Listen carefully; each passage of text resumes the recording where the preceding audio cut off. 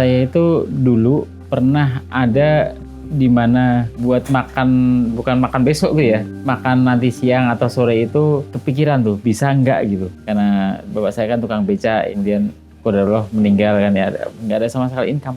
Saya pas kecil itu SD itu ngamen ya, saya sekolah di Jogja, ngamen itu sampai ke Semarang, kelas 2 SD itu, di bus itu. Jadi dari Jogja ke Semarang, ke anak kelas 2 SD itu ya, pengen makan siang, nggak bisa, orang duitnya udah nggak ada gitu. Saya pernah ada di situ gitu, dulu pas pada waktu SD itu, saya tuh dikasih uang saku 200 rupiah tuh dulu tuh, pada waktu saya masih punya bapak tuh. Dan habisnya tuh nggak cukup buat makan satu piring, nggak cukup tuh. Itu namanya kemiskinan yang tersembunyi itu. Jadi program yang ngatasin masalah sebagian besar orang tuh. Kita ngirim MBG ke sekolah gitu, disambut tuh ke sekolah yang memang posisinya menengah ke bawah gitu. Dan kuantitas itu kan lebih besar daripada yang sekolah yang bagus. Satu dapur kurang lebih 45 juta per hari kali 2900 jutaan lah perputaran dana yang bergulir di situ ya, dari satu dapur. Dan itu kan yang ngerasa itu banyak gitu.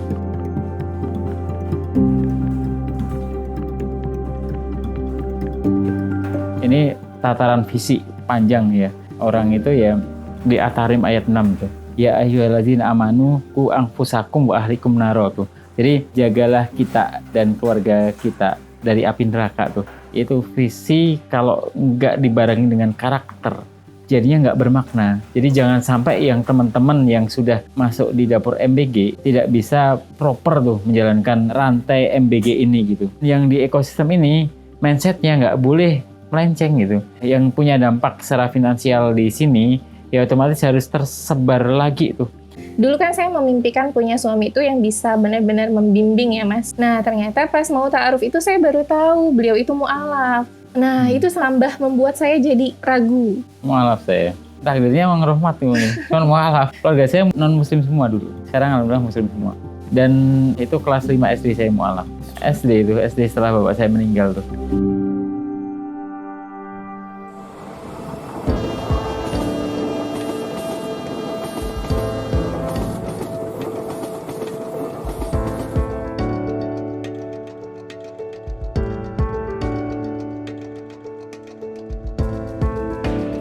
Assalamualaikum warahmatullahi wabarakatuh. Perkenalkan, nama saya Rohmat bersama istri saya Laila Agnia. Kita lagi fokus di Opalpreneur ya. Tepatnya adalah Sociopreneur, jadi sosial dan entrepreneur. Jadi istri saya memang fokus di bagian pendidikan, sosial kita ambil di pendidikan ya. Kalau saya di bidang bisnisnya.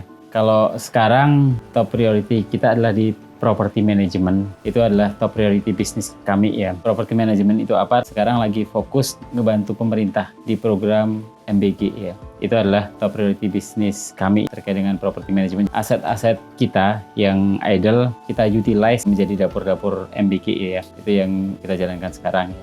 Jadi kalau bisnis memang saya jauh sebenarnya udah bisnis, cuman yang serius bisnis itu 2013 saya. Setelah ketemu istri gitu ya. Saya nikah dengan istri itu 2012, saya masih punya keluarga tuh. Jadi keluarga besar saya itu nggak ada yang kuliah, Mas. Saya sendiri tuh pada waktu itu ya. Cuman adik saya akhirnya kita sekolahin tuh kuliah ya. Terus jadi saya kan udah gabung di BUMN Energi ya, 2010 udah nyaman kan itu. Cuman takdirnya ketemu istri yang sama, ketemu itu membawa gerbong juga. Memang harus amanahnya di kami ternyata gitu. Ada amanah yang harus dijalankan yang ternyata pada waktu itu saya di BUMN Energi ini nggak cukup Mas. Nggak cukup buat menghidupi 2 keluarga besar. Saya join Pertamina 2010, resign 2020 kemarin. Belum lama, jadi 4-5 tahun kemarin saya resign tuh. Nah pas 2012 ya, karena memang saya kan fresh graduate pada waktu itu masih digaji Pertamina, udah 2 digit sebenarnya, cuman kepalanya kepala 1 gitu. Itu nguliahin adik saya sama adiknya istri, terus keluarga besar kita masing-masing ya. Saya itu yatim dari kecil, yatim dari pas saya kelas 5 SD. Bapak saya itu tukang becak Mas, tukang becak di Jogja. Terus ibu saya itu nggak kerja. Dan pada waktu ditinggal bapak sempat depresi ya, mentalnya sempat down Bu. Pas bapak meninggal itu yang paling gede kakak saya nomor 1 ya. Nah itu masih SMA. Jadi mau nggak mau anaknya yang mau sustain ya, mau bertahan hidup ya harus jualan tuh, bukan bisnis, jualan ya. Jualan karena ilmunya kan beda ternyata ya. Setelah nikah, saya kan orangnya ini, ukuran sekarang harus kita optimalkan gitu. Jadi saya masuk di Pertamina langsung beli rumah tuh di Cilengsi, terus kemudian beli lagi itu. Itu nggak cukupnya karena ukuran saya keluarga cukup tuh beli 2 rumah kan, di satu lagi di Kalisari ya. Tapi itu ada masa nggak beli juga, ada masa ngontrak karena nggak punya kan. Yang di Cilengsi itu nggak ditempatin, kita ngontrak di Kalisari itu. Ngontrak ke orang yang sekarang jadi karyawan di perusahaan saya itu. Jadi beliau jualan rumah ya dengan harganya murah tuh dari pasaran gitu. Cuman desainnya biasa tuh karena kontraktor lokal gitu. Nah dari situ bisnis pertama ini langsung bikin perusahaan, kemudian kita markup dalam konteks desainnya ya. Akhirnya saya jualan rumah tuh. Jadi renovasi jual gitu. Jadi modalnya nggak terlalu besar pada waktu itu. Kan itu bicara momentum ya. 2012 itu jualan properti enak mas. Jadi saya itu satu rumah langsung laku sebelum jadi. Dan yang beli orang Pertamina teman saya. Dan marginnya langsung 300 juta satu rumah. Itu kerja cuma 6 bulan ya, 6 bulan langsung laku tuh ya. Lakunya itu sebelum rumah jadi. Itu yang kemudian kita di Jakarta ya. Karena saya punya tim yang memang terbiasa dengan profit kecil tuh. Jadi hemat tuh. Ketika kita bagusin, kita naikkan scale-nya ya. Akhirnya bisa kita jual dengan harga lebih tinggi itu. Ya makanya di 2013-nya langsung kita bikin perusahaan developer tuh di situ. Termasuk yang saya tempatin sekarang, ini project cluster ketiga. Jadi pada waktu itu properti growing terus kan ya. Growing sampai 2019 tuh. 2019 tuh pas Covid ya. Pas Covid properti terjun bebas tuh. Karena saya bicara momentum itu bukan bicara bisnis kan sebenarnya. Ada hal yang kita nggak tahu kalau bicara momentum itu berarti udah benar-benar skenario yang di atas yang bermain tuh. Jadi 2019 tuh pada waktu bisnis saya drop, itu justru saya akhirnya mengambil keputusan resign dari Pertamina. Malah resign. Karena itu bicara perusahaan saya, mungkin kalau saya nggak terjun langsung, itu nggak tahu masih ada apa enggaknya sampai sekarang gitu ya. Karena 2019 saya udah bikin tim gitu. Tim saya udah banyak dan saya pas di 2020 udah perusahaan ini OPEX-nya sudah saya backup tuh dengan gaji saya tuh. Cuman memang nggak boleh ada layoff tuh di tempat saya kan. Otomatis ya saya harus ngambil decision tuh pada waktu itu. Resign dari Pertamina atau tetap dengan di Pertamina. Dan itu bicara momentum. Qadarullah gini. Jadi saya itu punya catatan pada waktu saya SMA. Saya kuliah di UGM, Teknik Geologi UGM. Terus kemudian lulus di UGM, kerja di BUMN. Tulisan saya di situ tuh. Kerja di BUMN selama 10 tahun. Setelah kerja di BUMN fokus bisnis. Cuman tulisan pada waktu itu bukan properti. Saya bisnis catering. Kenapa catering? Karena saya di SMA itu jualan itu sosis, nugget, bakso ya di perumahan-perumahan sama di catering. Nah makanya pikiran saya pada waktu nulis buku catatan saya itu ya saya bisnisnya bisnis catering gitu. Nah itu memang tulisan 10 tahun kerja di BUMN itu sudah ada di catatan saya tuh. Dan momentum itu ternyata dapatnya pas Covid. Dan di 2020 itu saya di Pertamina jabatannya naik, cuman dipindahkan ke Prabu Mulih, ke lapangan. Jadinya saya harus mempertimbangkan itu gitu. Cuman sebelum ke tahap keputusan desain itu istikharah memang. Momentumnya pas Ramadan itu.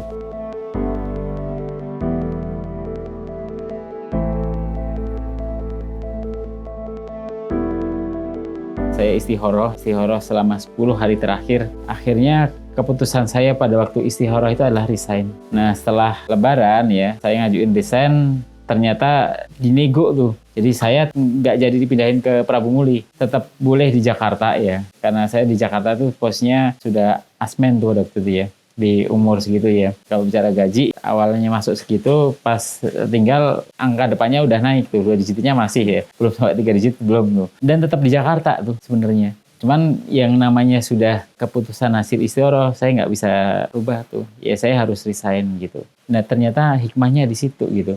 Hikmahnya momentum kedua saya itu saya dapatkan bukan di properti. Karena properti setelah 2020 Covid, sampai sekarang belum rebound tuh properti itu. Marketnya properti masih berat itu. Project-project kita banyak yang akhirnya kita putuskan mangkrak ya karena daripada cost-nya nambah terus. Ya udah didiemin dulu tuh propertinya. Atau dipakai buat yang sekarang nih. Saya bikin beberapa menjadi dapur MBG ya. Nah, momentumnya adalah setelah saya resign, sempat tuh di Pertamina memang jadi bahan pembicaraan banyak orang tuh. Ada yang kondisi kayak gitu malah resign dari Pertamina gitu. Nah, di 2021-2022, bos saya dulu ya di Pertamina pensiun. Akhirnya ke tempat saya tuh diskusi biar pensiunnya nggak ini gimana tuh ya, saya set up akuisisi perusahaan vendor existing di Pertamina. Nah, kita bangun perusahaan itu tuh.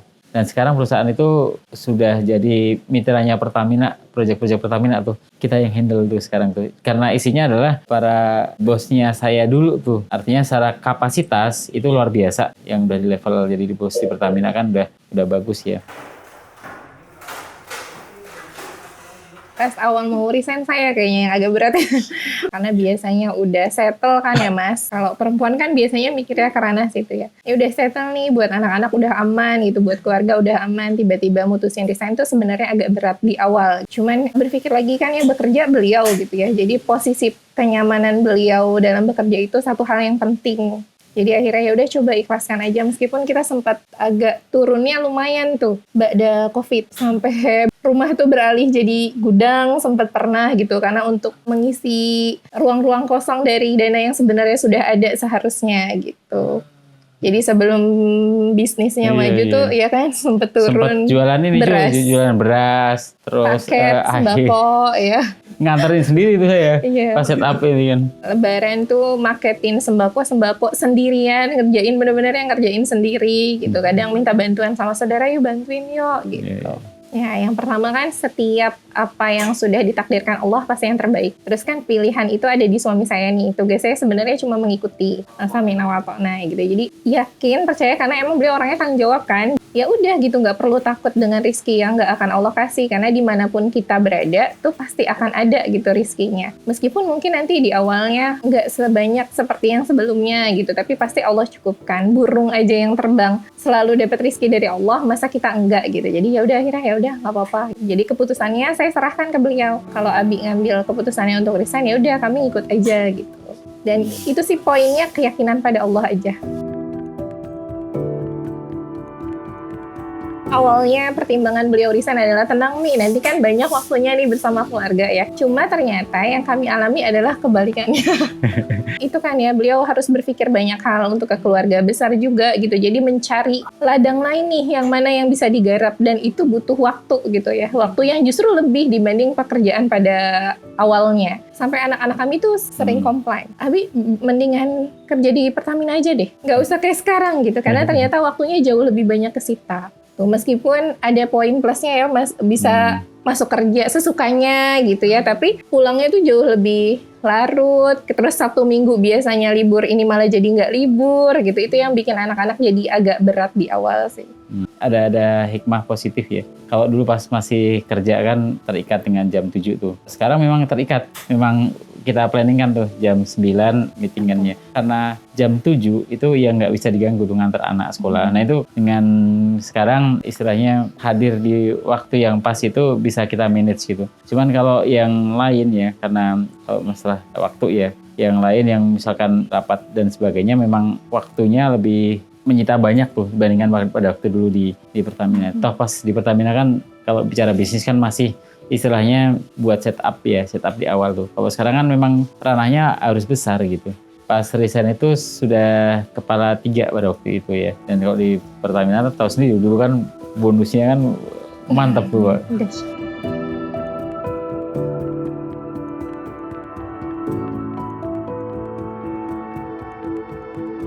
Kalau perusahaannya banyak ya, cuman yang 4 ini yang memang saya diamanahkan jadi presiden direktur di 4 perusahaan ini ya. Pertama adalah yang saya set up di awal tuh, itu memang perusahaan yang foundernya saya sendiri tuh, Abi Group itu ya, Amanah Berkah Investama, itu property management sekarang kan ya. Developer itu di Abi Group tuh, brandingnya tuh Dreamland ya di situ. Terus yang sempat saya inisiasi awal sembako itu running juga, namanya Jackfood tuh, sudah ada yang ngelola tuh ya. Terus yang property management tuh ada kos-kosan di Jogja. Nah sekarang property management saya shiftingkan ke dapur MBG. Nggak banyak yang kita punya, cuman insya Allah ini bisa mengcover perusahaan saya tuh. Mengcover OPEX-nya perusahaan saya tercover dari dapur MBG. Nah yang kedua adalah yang tadi saya bilang perusahaan yang memang fokusnya di Pertamina Project. Jadi saya masih masuk di bagian Pertamina tuh, tapi di bagian luar ya, sebagai vendor di Pertamina. Yang namanya perusahaan Indojaya Sarana Energi.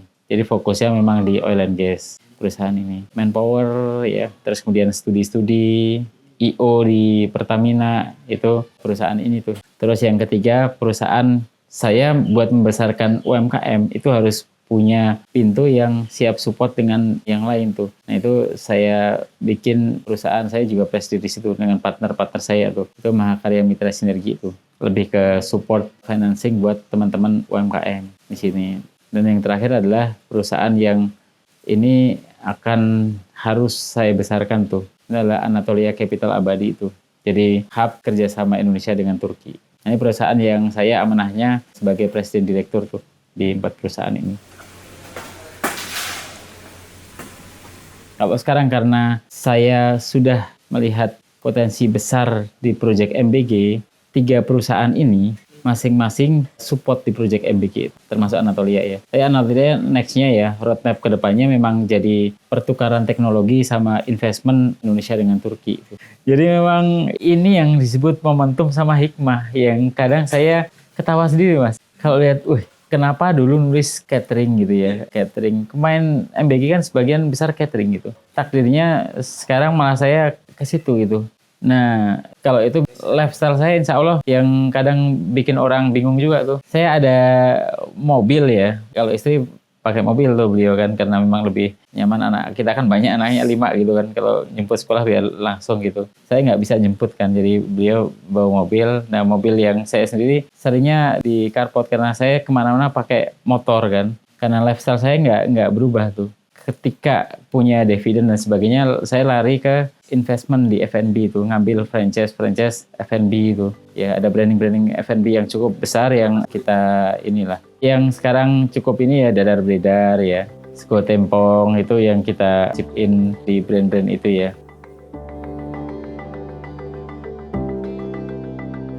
Kalau bicara entrepreneur dan ini buat yang memang jiwanya bisnis. Yang pertama yang harus diambil adalah masalah. Entrepreneur itu harus problem solving gitu.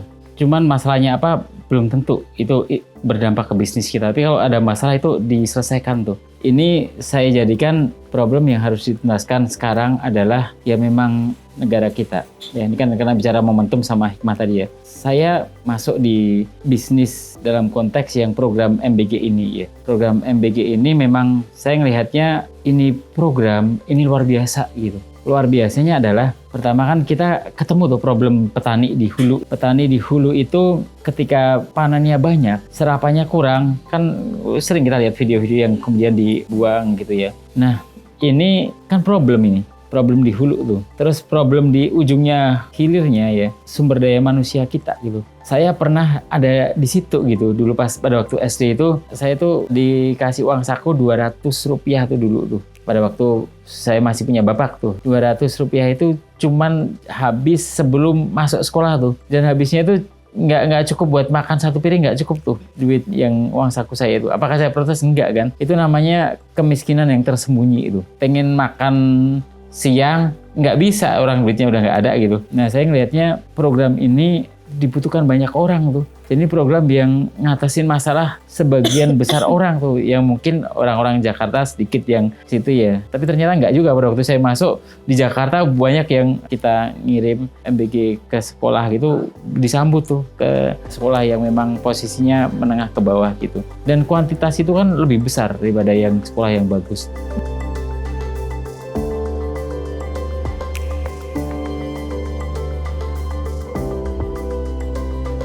Saya masuk di MBG itu pada waktu awal-awal memang. Pada waktu itu brand MBG itu sangat tidak bagus. Termasuk 4 perusahaan saya itu nggak berani itu masuk di MBG. Jadi MBG pertama saya adalah MBG yang saya secara pribadi di situ. Nggak melibatkan 4 perusahaan ini untuk masuk di MBG ya. Karena memang di situ tadi pada waktu saya masuk di batch kedua tuh ya, kurang lebih di awal tahun 2025. MBG orang lain lihat itu adalah problem kan, program yang nggak jelas dan sebagainya ya, banyak isu-isu nggak dibayar dan sebagainya tuh. Cuman saya ngelihatnya tadi ini memang masalah gitu, masalah yang harus dituntaskan gitu. Karena tadi kan entrepreneur tuh harus diselesaikan masalahnya tuh, bukan ngambil opportunity yang ada tuh ya. Di konteks itu saya melihatnya gini, kita ini apa dulu nih MBG ini kan, sebelum masuk kan biar clear apa dulu MBG ini. Terus goalsnya, visinya tuh kayak gimana? Ternyata setelah saya diskusi dengan teman saya di BGN ya, dari BGN sendiri tuh yang, jadi sumbernya primer tuh, datanya primer tuh ya.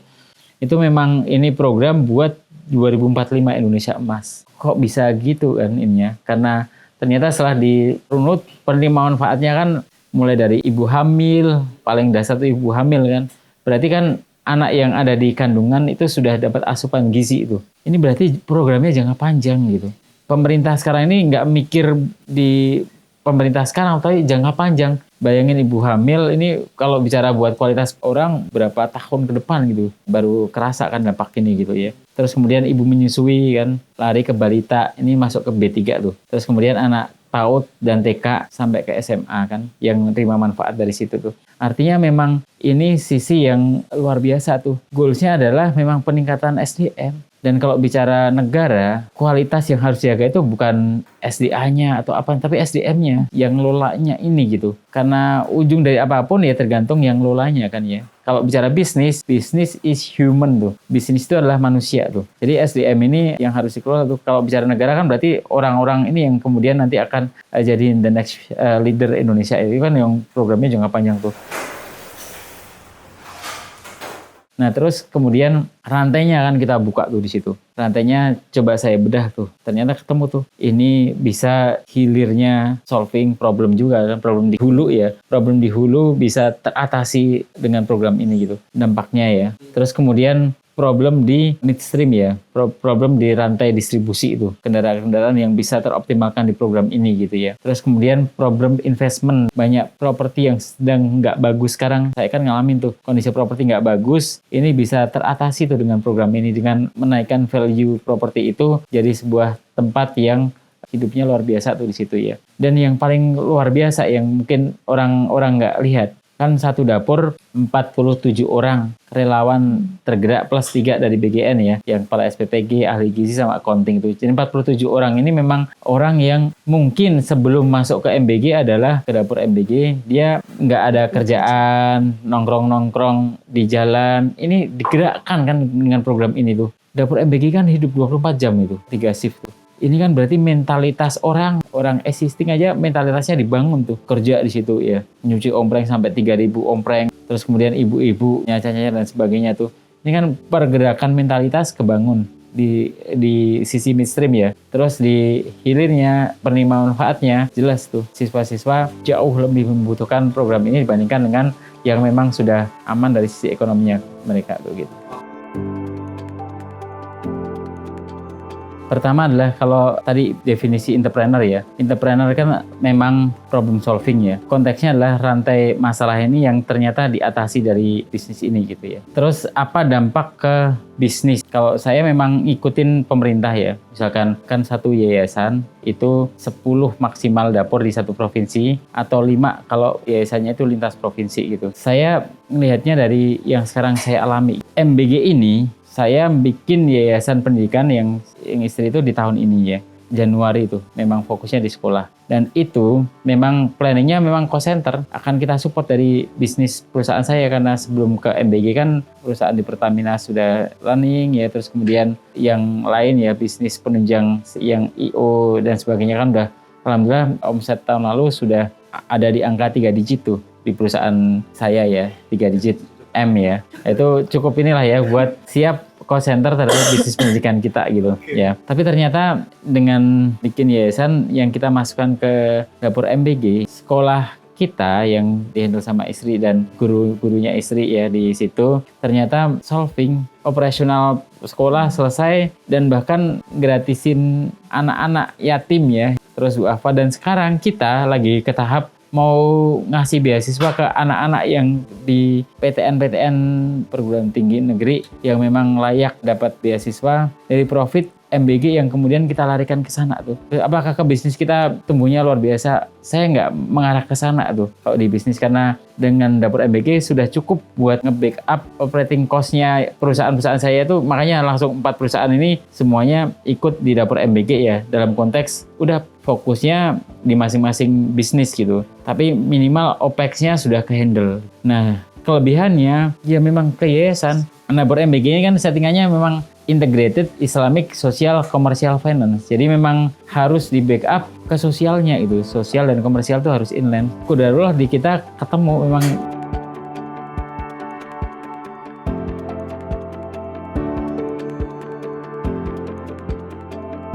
Di awal ya, kalau untuk bisnis saya sama sekali nggak mau ikut campur. Karena harus ada pembagian porsi, Mas. Kami di rumah diamanahi 5 orang anak. Kalau keduanya fokus ke bisnis, lalu anaknya siapa yang menghandle? Kami tidak pakai khodimat sampai saat ini, nggak pakai pembantu ya. Cuman alhamdulillahnya diperbantukan sama nenek dan kakeknya yang stay. Kalau kakeknya kerja, kalau nenek stay di sini, jadi membantu kami gitu. Kakeknya kerja di perusahaan tempat kita. abinya. Selesai menikah sama beliau tuh emang nggak dibolehin kerja. Jadi diminta untuk fokus di rumah gitu, dan saya memahami betul posisi saya sebagai seorang istri gitu ya, dan diamanahi anak banyak gitu. Jadi kalau beliaunya punya kesempatan untuk membersamai anak itu sedikit, maka yang harus mengisi ruangnya adalah saya. Tapi sekalipun seperti itu saya tetap minta pendampingan beliau terhadap anak-anak. Makanya tadi ada tuh ketentuan beliau yang antar, saya yang jemput.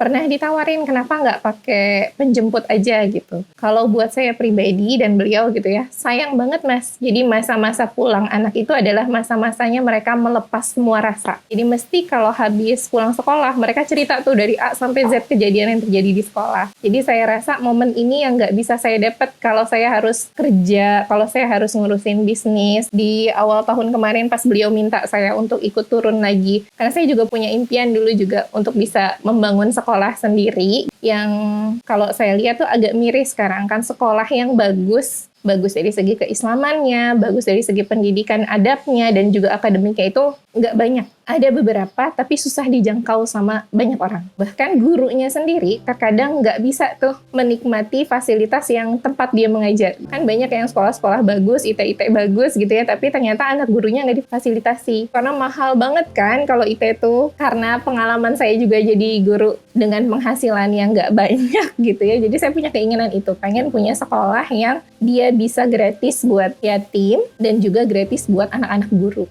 biar kesejahteraan gurunya itu terpenuhi. Dan alhamdulillah dibantu sama beliau gitu ya, difasilitasi. Nama sekolahnya itu Albina. Jadi ada 2 tingkat ya kami. Ada Albina Preschool, itu rangkaian TK ya, PG, Playgroup, TKA, TKB, dan ada 1 jenjang lagi namanya Kutab Albina. Itu tingkat SD. Saya kepala sekolah untuk saat ini, kepala sekolah di preschoolnya. Nah, saya juga punya itu idealitas sendiri gitu. Jadi kalau mau terjun ya udah terjun aja sendiri dulu sebelum dipegang orang. Karena ada beberapa nilai yang pengen kami tanamkan di sekolah ini. Kalau yang saya ketahui kan dari anak-anak kami dulu ya, sekolah di TK IT atau RA gitu, muatan keislamannya ada, penanaman adabnya ada, tapi porsi bersama Qur'annya itu sedikit. Padahal di usia segitu anak bisa dioptimalkan di sisi Qur'aniknya. Nah, jadi di Albina ini kami memfokuskan anak-anak untuk bisa cinta sama Al-Quran, dekat sama Al-Quran, dan punya hafalan yang baik. Kalau Mas lihat gitu ya, kalau TK kan kalau pagelaran atau pentas biasanya nyanyi-nyanyi, tari-tari gitu tuh anak cepet banget hafalannya. Nah, menurut saya sayang sebenarnya nih momennya kalau cuma dipakai untuk tarian atau mengenal lagu, hafal-hafal lagu. Akhirnya ya udah, yuk kita belajar bagaimana caranya anak mencintai Al-Quran, dan hafalan mereka yang kuat itu dipakai untuk menghafal Al-Quran. Iya, anak saya sekolah di situ juga. 2 anak kami sekolah di situ. Karena kita punya mimpi, Mas. Kita kan gini, kita bikin sekolah bagus, ya harus kita pastikan pendidikannya bagus gitu. Pendidikannya bagus itu ukurannya siapa? Ya anak kita. Anak kita harus sekolah di situ gitu. Jadi itu yang kemudian jadi ukuran kita serius juga bangun sekolah ini gitu ya.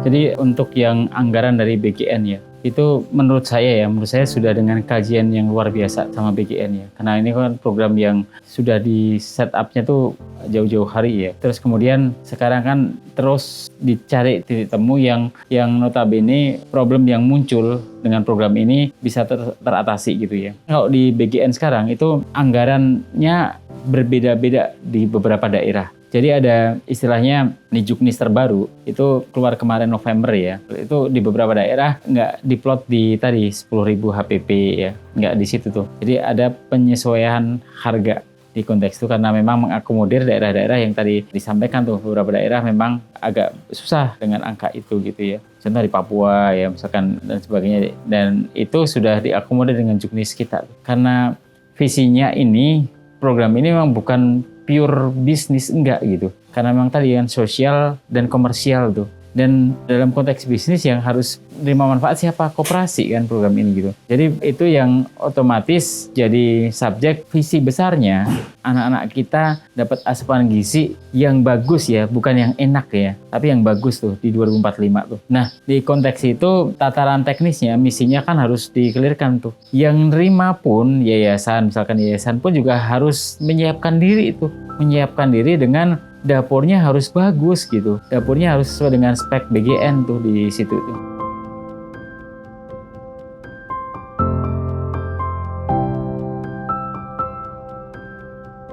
Yang paling luar biasa program ini adalah, ini kan sebenarnya yang pemodal awal itu bukan dari negara kan. Yang setup dapur kan dari orang lain kan. Kayak saya nih, perusahaan saya mensupport yayasan kami sendiri gitu ya. Itu kan dalam konteks memutarkan dana yang idle ke jadi dapur tuh. Contoh sekarang mungkin ya, kalau nasional sudah 20.000 dapur mungkin ya.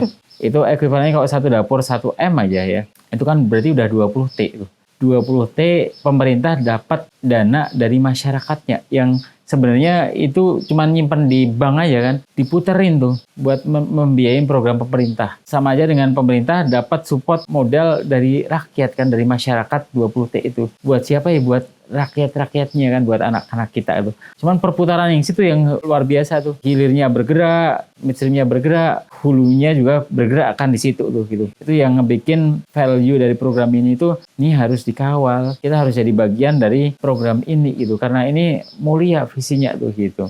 Bapak bukan buzzer yang Bukan. membaik-baikan BGN Pak ya? Saya itu ini Mas, nyoblos presiden yang sekarang ini 2 kali. Dan itu nggak di tahun ini gitu, bukan di yang tahun lalu. Cuman ya harus kita akui ini luar biasa gitu. Presiden kita yang sekarang ini dahsyat tuh. Ini program, terus ekonomi keumatan ya yang dibangun sama pemerintah sekarang tuh luar biasa. Walaupun saya kemarin jujur nggak nyoblos beliau tuh di pemilu kemarin tuh. Jadi jelas bukan buzzer. Saya nggak punya sosmed gitu kan. Perannya krusial nih setelah diskusi sama. Dan ini saya pengennya yang sudah mendapatkan manfaat dari dapur ini itu juga punya mindset yang sama. Karena gini, contoh ya, petani atau peternak yang sudah masuk di program MBG, jadi suppliernya MBG, yang awalnya dia satu dapur itu kan 3.000 porsi. Artinya kalau butuh telur berarti satu dapurnya 3.000 telur tuh per hari gitu. Dia dapat supply dari banyak dapur. Nah, saya berharap peternak tersebut yang dipakai bukan meningkatkan lifestyle-nya beliau, tapi buat dampak yang lebih luas. Contoh misalkan peningkatan ternaknya dia jadi teknologinya lebih tinggi, investasi yang sifatnya meningkatkan usahanya dia tuh. Nah, kalau saya sama, saya fokusnya adalah ke pendidikan ya, yang memang fokus support buat pendidikan kita. Terus di internal kami pun juga sama, bisnis yang memang kemarin nggak dapat momentum, kita hidupkan lagi bisnis itu gitu ya, buat support sustainnya si perusahaan-perusahaan yang kita kemarin kita idlekan tuh. Nah kalau larinya ke situ kan berarti turunan dari dampak manfaat dari program ini besar tuh. Belum kita bicara UMKM. UMKM yang saya ngerasain sendiri, istri saya ya, beli buah di UMKM lokal ya, yang dia mungkin sehari 10-20 kilo jualan gitu ya, karena kan nggak besar tuh. Pada waktu kita kasih kesempatan jadi supply di dapur, jadinya satu hari 100-200 kilo. Yang awalnya 10-20 kilo jadi segini tuh. 10 kali lipat tuh kenaikannya beliau ya. Akhirnya butuh tenaga kerja buat membantu proses distribusi buka lapangan kerja juga tuh di sisi UMKM-nya tuh. Nah yang kayak gini rantai yang kayak ini yang nggak terpikir kan sama ya mohon maaf yang justru buzzer-buzzer yang negatif campaigns ke MBG ini karena beliau-beliau nggak memahami siklus rantai MBG ini dari hulu ke hilir itu berperan aktif semua tuh. Dan multiple efeknya MBG ini luar biasa. Dan saya sudah merasakan itu gitu secara langsung gitu. Satu dapur kurang lebih 45 juta per hari kali 900 jutaan lah perputaran dana yang bergulir di situ ya dari satu dapur, dan itu kan yang ngerasa itu banyak gitu.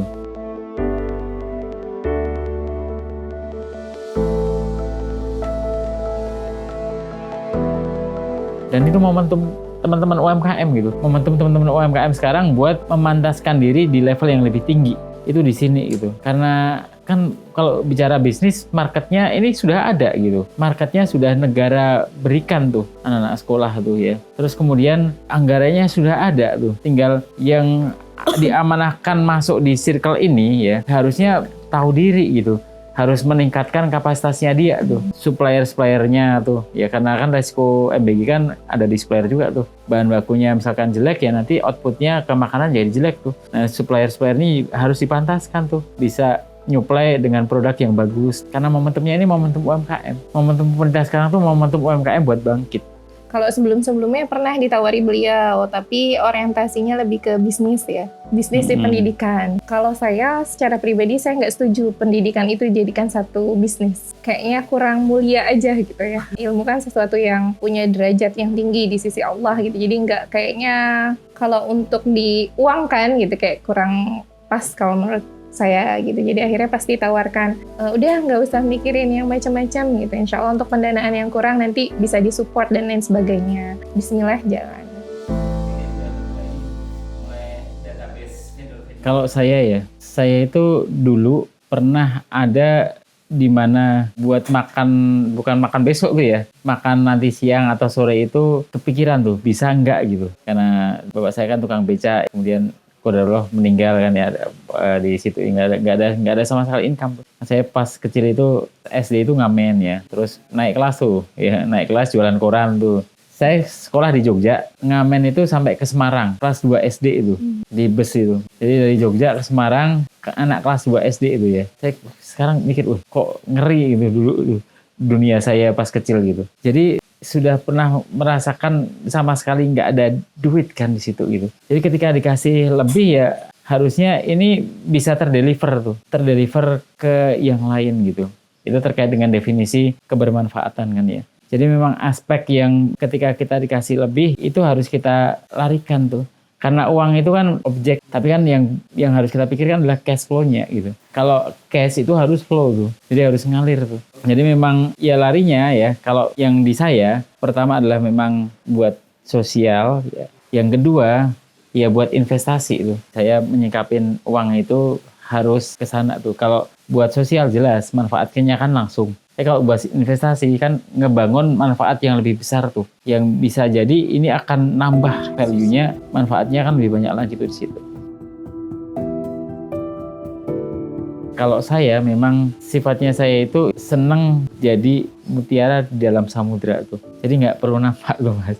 Jadi aset-aset kita tangible. Kalau yang 4 perusahaan ini memang senyap aja. Nah kalau sekarang memang harus sharing ya. Sharing terkait dengan biar teman-teman yang lain ya, yang memang punya positioning yang sama itu. Misalkan tadi ya MBG itu biar sama tuh, jangan terus ke yang kemarin viral ya, punya banyak banget dapur MBG gitu. Kalau saya kan punya sedikit, tapi manfaatnya harus tersebar banyak tuh. Jangan punya banyak, tapi di-keep. Nah itu yang nggak boleh, karena memang pemerintah kita itu sudah punya visi yang besar, panjang gitu. Itu visi kalau nggak dibarengi dengan karakter, jadinya nggak bermakna. Jadi jangan sampai yang teman-teman yang sudah masuk di dapur MBG tidak bisa proper tuh menjalankan rantai MBG ini gitu. Jadi yang kalau udah masuk di MBG ya kita harus jadi support sistemnya pemerintah. Support sistemnya pemerintah biar visinya ini bermakna, visinya ini dapat itu. Itu yang harus dipegang oleh teman-teman yang memang ada di ekosistem ini gitu. Dan yang di ekosistem ini mindsetnya nggak boleh melenceng gitu. Mindsetnya MBG ini adalah buat berbagi. Yang punya dampak secara finansial di sini ya otomatis harus tersebar lagi tuh ke hal yang bermakna dan bermanfaat buat yang lain tuh.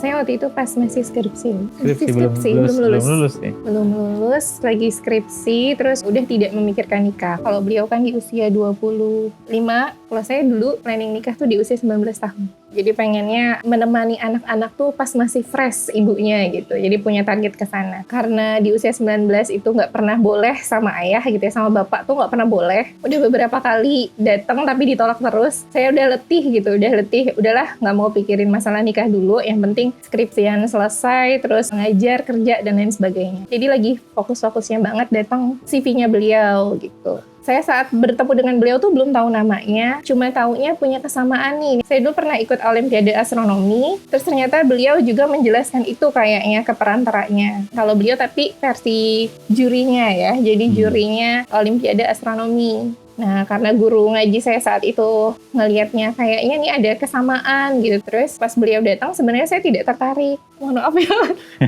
Nggak tertarik karena emang lagi fokus sama syarat bapak itu tadi skripsi. Sebulan sebelum beliau datang tuh udah ada sebenarnya masuk tapi ditolak. Jadi saya udah nggak mau mikirin lagi nikah tadinya.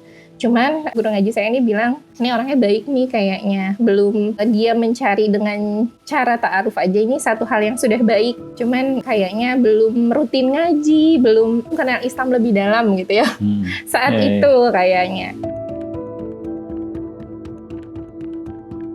Bisa jadi ini ladang dakwah buat kamu gitu. Terus akhirnya saya, yaudah deh nanti saya istikhorahin. Istikharah saya tuh cuma kalau bapak saya setuju, berarti ini jodoh saya. Meskipun sebenarnya saat itu saya belum memandang beliau tuh sebagai seseorang yang saya inginkan di awal. Tapi karena istikharah, terus ketemu kok bicara lumayan nyambung. Terus beliau itu dari pembicaraan saya sama beliau, saya menarik satu kesimpulan gitu. Dulu saya suka ngejebak kan, ngasih pertanyaan jebakan gitu. Saya nggak bisa masak, saya nggak bisa nyuci, saya tidak terbiasa dengan bersih-bersih, terus gimana gitu. Nah, kalau beliau ngasih jawaban, ya mudah gitu kan. Nanti kalau nggak bisa masak, belajar aja masak dulu gitu. Intinya adalah menjadi seorang sosok istri yang pembelajar. Yang penting mau memulai belajar dulu. Nah, saya agak lumayan positif ke beliau tuh dari pembicaraan itu. Sampai akhirnya istikharah, sayangnya masih galau, tapi bapak saya tumben-tumbenan. Mana sih nih lihat fotonya gitu. Biasanya nggak pernah mau. Akhirnya beliau setuju duluan, sayanya yang masih ngedon. Makanya 3 bulan itu saya tantang sebenarnya. Awalnya karena sayanya masih 50-50 ya, nggak 100% yakin gitu. Saya menantang beliau untuk kalau mau nikah sama saya, nggak boleh dalam waktu lama. Cukup 3 bulan aja langsung nikah. Saat itu saya berharapnya beliau tidak sepakat kan. Ternyata dari waktu yang ditentukan beliau ngasih jawaban lebih cepat. Ya udah berarti ini jodohnya karena bapak saya sudah sepakat. Terus juga beliaunya mengiyakan, kan berarti ada keseriusan ya. Kalau laki-laki udah serius tuh pasti dia akan berusaha semaksimal mungkin. Dan saya lihat usaha beliau tuh maksimal, ya udah berarti ini jalannya. Nah, mungkin pandangan saya saat itu tidak baik gitu. Tapi kan di sisi Allah itu yang terbaik. Saya selalu mandang itu sih. Ada impian yang tidak bisa saya wujudkan, bukan berarti karena Allah nggak sayang. Tapi Allah pilihkan yang terbaik. Dan alhamdulillah sekarang terbukti gitu. Jadi jangan pernah melihat seseorang itu dari covernya semata gitu. Dulu kan saya memimpikan punya suami itu yang bisa benar-benar membimbing ya Mas. Nah ternyata pas mau ta'aruf itu saya baru tahu beliau itu mu'alaf. Nah itu selambah membuat saya jadi ragu. Mu'alaf saya. Takdirnya emang rahmat nih. Cuman mu'alaf. Keluarga saya non-muslim semua dulu. Sekarang alhamdulillah muslim semua. Jogja kan.